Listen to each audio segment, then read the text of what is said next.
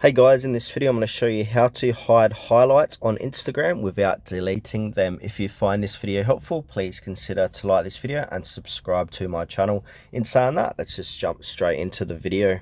Okay, so what we first need to do is make sure Instagram is up to date with the latest software version. So go to your Play App Store, search for Instagram, and if it says update, go ahead and update the app. Then from here, simply open up Instagram, then click onto your user profile on the bottom right hand corner of the page.